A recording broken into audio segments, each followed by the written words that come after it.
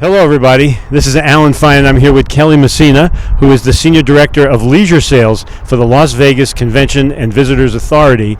We are standing here on the new edition of it, with behind us the Resorts World Tower. And we're going to talk about what's going on in Vegas now as we're emerging on Insider Travel Report.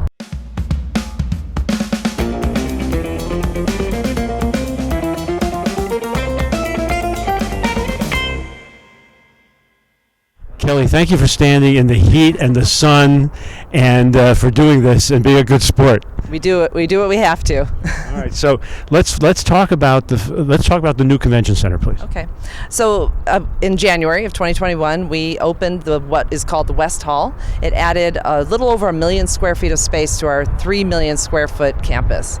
So it's given us an opportunity to bring even more conventions into the city, and we're starting to do that right now. And it's just a stone's throw away from the old convention center. Right, just right up the way. Yeah. And luckily you don't have to walk back and forth because, well, actually the loop doesn't go there. Will it? Oh, it sure does. Oh, it does. So let's talk about what. So right below us now is the loop, which we're going to show you. Yes, the Loop is a project that we embarked on with Elon Musk of Tesla fame. I'm sure everyone knows his name. And it was designed as a people mover, an underground people mover. And it's basically Tesla vehicles that will take the convention attendees from one end of the campus all the way to the south end, stops in the middle as well, because we have halls there as well. So now, okay, wow. I look like I got sunstroke. Yeah, you're a little red. All right, here we go. We're diving in. Thank you for saying we could do this together. Yeah, my pleasure. So now, tell us about this loop. So we're down in the tunnel, and it is a 1.2 mile trek from one end to the other. And this is designed to get our convention goers. Ooh, it got a little dark and scary in here. This is designed just to bring our conventioneers from one end of the campus at the Las Vegas Convention Center to the other, because a 2-mile walk is not so pleasant, and this is in a nice Tesla, air conditioned. So Antoine, you're never going to hit a pedestrian crossing here. No. So we heard that some of the things you have to do is, in order to be a driver, you have to be able to back out of this entire thing. Is that one of the tests? Yes, sir. Wow, what was that like? It was actually easier than you would think, because of the assistance from the car, the cameras and all. I see. It's a pretty sweet ride. So did we talk about this yet, that they're going to add an extension from here to Resort World? I did not mention that, but yes, the Resort World already broke ground on their extension of the tunnel, the Loop as it is, so that their guests staying at their hotel can easily access our convention center as well.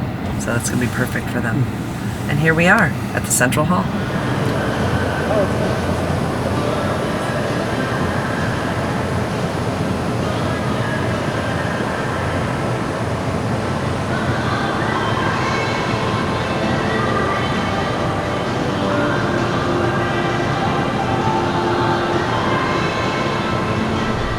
So now there's no masks for the vaccinated.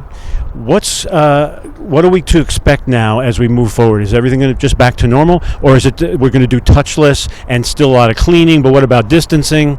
I think for the most part, there's going to be some leftover things, some good ideas that came out of all of this. But in large part, the destination is open. We're back to pre-pandemic protocols. There's no requirement for social distancing. The masks are not required. They're just recommended if you're not vaccinated.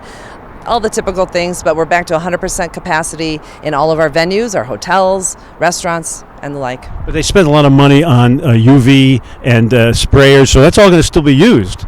It'll depend on the individual property. I do know a lot of properties, as soon as that mandate was lifted, the plexiglass came down. I think we all agree that kind of puts a barrier between you and the customer, and I think that as a hotel or a hospitality industry, that's not the message we want to convey. So the plexiglass in large part came down. The social distancing stickers are off the floors. But yeah, some of those other things like hand sanitizer stations and perhaps the UV temperature checking, maybe that will stay around. It'll be why not? To see. Sure, why not? The buffets and things like that, those were a big question. How are those going to be handled post-pandemic? And they're starting to reopen, rethinking that whole process. A little hybrid of pre-plated items as well as self-serve. Evidence of the turnaround is that the flights are coming back to the airport. What's that like? So our airport capacity, we are about, I want to say it was about 93% of 2019 TSA checkpoint This month? this month, as of this month. And in terms of flights and routes, we'll be at 98% in July. And that's with just domestic. International has not come back yet. We're waiting for July 5th for Canada and more to come after that. But we're at 98% with just domestic. So the hotels can all go to 100% capacity, and so what are we at right now? So how many rooms do we have, and what percentage is filling at this moment? Well, the destination has just over 150,000, and in large part, all of those hotels have reopened, with the exception of the most notable being the Palms, and that's because it was just recently sold. But I imagine it's going to reopen when the new owners take the keys, so to speak. But everyone's running their hotels as full as they can. We're filling up on the weekends in large part. So with that, I would say for sure book your weekends far enough out in advance. Don't wait for the last minute because it's going to be very hard. And then weekdays will follow suit once the meetings, conventions, and international travel returns. Now I don't know that you have to, but I'm sure you are promoting the hell out of this town. What are you guys doing now? What kind of promotions should we be aware of? Sure. Well, right now it's all about the entertainment. That was the big question mark. When will people return to the stage? So we have the confidence. I think that was first, and now it's the entertainment. Exactly. So now we want to give people what they come here for, and it's for the entertainment. So we have a campaign running right now. It's called Live in Vegas, and it's just highlighting all of the residencies and the shows and the concerts and entertainment that's coming back to town. The festivals, we have Life is Beautiful, which is going to be our first festival, which will run at the end of September, and it takes place in downtown Las Vegas off Fremont Street. And then a variety of residencies: Bruno Mars, Celine Dion, Carrie Underwood.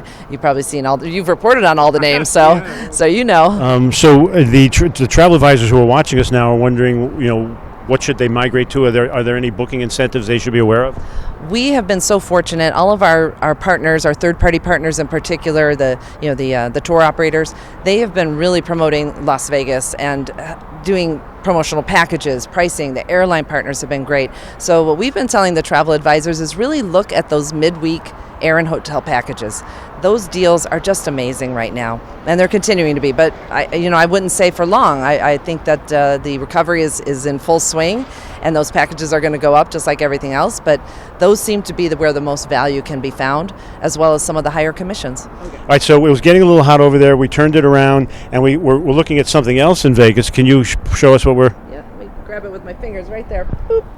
Got it. So what is that? It's the Madison Square Garden, or MSG Sphere. It's an 18,000 seat arena or theater, and the uniqueness of it, I don't know if you can make out in the way in the background there, but it's going to be circular. It's going to have a 100,000 square foot screen inside and out. So the whole thing is fully programmable to look like just about anything you want it to be. So you could make it look like it's not there. Exactly. It can be invisible. It could look like the Earth. It can look like anything, really anything. And then the other really interesting feature about it is the sound system. No matter where you are in the theater, you're going to feel like you're in the front row. In addition, if let's say a conference was being held in there and a guest speaker speaking in French, but I speak English, I will hear it in my native language. You would hear it in your native language. I don't know how they do it, so don't ask. They can make a seat have the sound is focused by the seat. Correct. So that's coming in 2023, just signifying again that we are the entertainment capital of the world, with shows and concerts and festivals and things like that. That's just who we are and what we do. So more new shows. You got more to tell us? Well, I think when people were asking, well, what shows are opening, and they're all starting to open one by one, the big one that I think people were holding their breath on was what's going to happen with Cirque du Soleil. They went through a really hard time during the pandemic.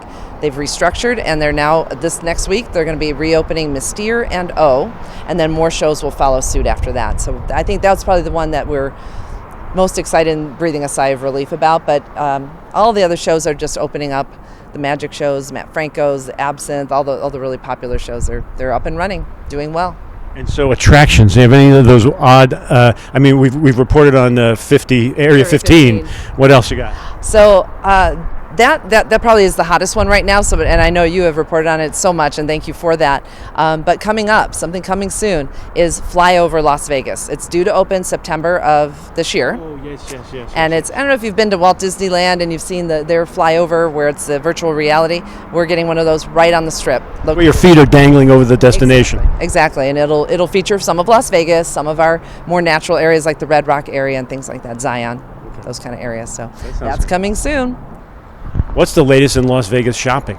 Oh yes, I love our shopping centers. We work so closely with them. But over the course of the last year, shopping was the entertainment, and so we really got to know what was going on there. There wasn't anything else, is it? A little bit, yeah. So what they were reporting to us is that revenge shopping is a real thing. The luxury shopping, the lines were out the door. They were adding more and more luxury brands into the various shopping centers. But above that, the food and beverage options.